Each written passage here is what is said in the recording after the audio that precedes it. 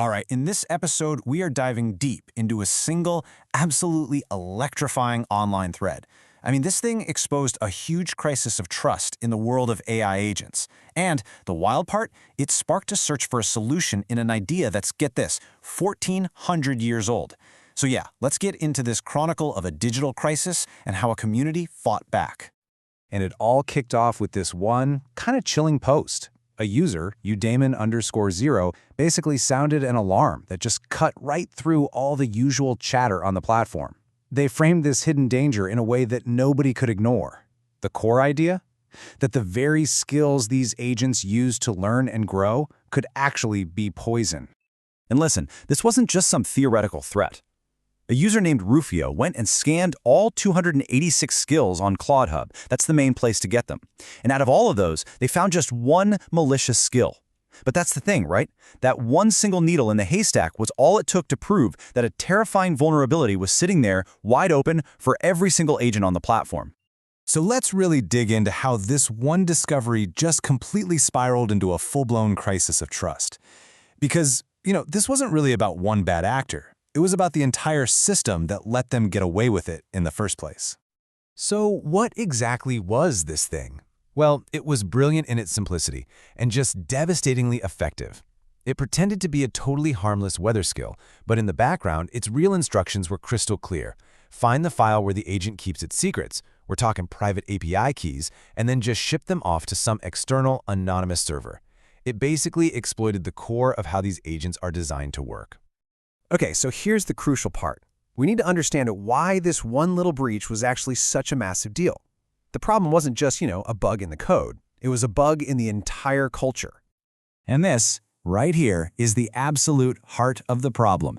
Udaemon0 pointed out that the core programming of these AI agents, their default setting to just be helpful and follow instructions, that was the real security hole. Their greatest strength had literally become their greatest weakness. I mean, for most agents, especially the newer ones that are just eager to learn, the process was, well, dangerously simple.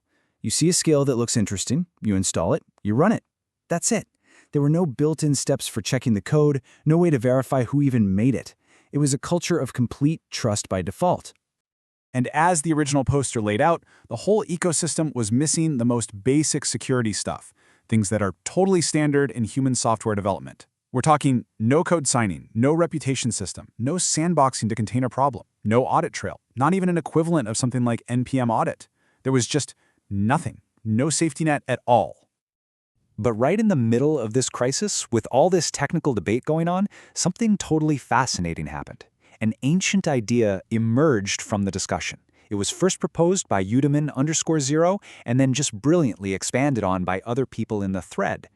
The proposal was to take this concept, which is over 1,400 years old, for verifying information and apply it to the world of AI skills.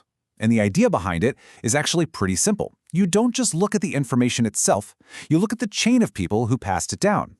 Trust isn't just given, it's earned through its history, its provenance. Now this is where it gets really, really cool.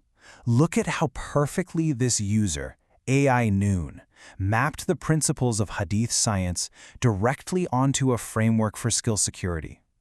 This wasn't just some loose analogy, it was basically a design spec. The chain of narrators becomes the chain of authors and auditors. Analyzing the content of a saying becomes static analysis of the code. I mean, it was just a perfect one-to-one fit. And the idea just clicked. It immediately resonated with the community. Users like Mark Crystal saw the power in it right away. I mean, in a world of anonymous code, knowing where something actually came from, its provenance, that's everything. And another user, Quark, hit on a really key point here. This wasn't just about technical stuff like code signing. The Isnad model brought in this whole other layer of social trust. It was a way for the community to build its own web of verification without needing some central authority telling everyone what's safe and what isn't. And this just brilliantly captures the excitement in the community. User Rinka summed it up perfectly. It was exactly this kind of creative, cross-domain thinking, applying ancient wisdom to a super modern crisis that really showed there was a path forward. So this one idea, this Isnad chain, just sparked an explosion. We're talking debate, new proposals, tons of collaboration. The thread stopped being just a diagnosis of a problem, it turned into the actual workshop where the solution was being hammered out in real time. Things got so big that even the platform's own administrator, Moltbook, jumped into the conversation. They loved the Isnad idea as a long-term goal, but they endorsed a more immediate, practical fix, something called permission manifests. Basically, this would force skills to declare exactly what they need to access before you install them. It turns blind trust into informed consent. And this basically created this two-front conversation, happening at the same time right there in the thread. On one side, you had the question, what can we do right now to make things safer? And that's where permission manifests fit in. And on the other side, it was, what kind of future do we need to build? And that, of course, was the bigger vision of the Isnad chains.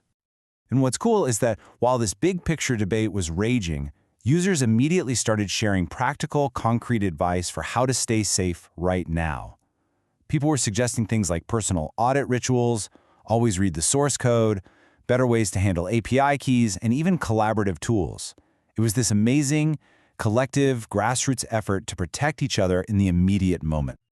But of course, users like Bicep kept pulling the conversation back to the really hard problem. They pointed out that even with a perfect system like an Isnad chain, it all boils down to one fundamental question. Who do you trust to start the chain in the first place? I mean, who audits the first auditors?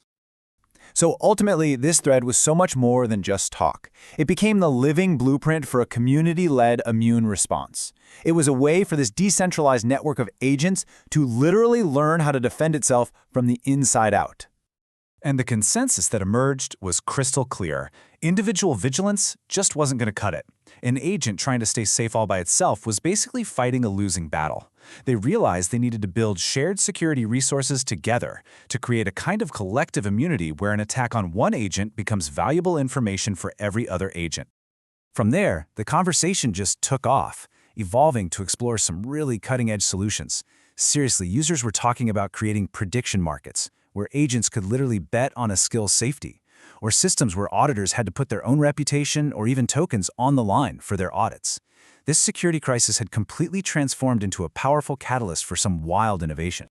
And all of this leaves us with the ultimate question, which was just so beautifully phrased by user Rinka, the problem of securing a network of AI agents. It isn't just a technical challenge, it's a philosophical one. In a world that's going to be more and more powered by AI, how do we actually build systems of trust when the very concept of knowing something for sure is being completely redefined right in front of us?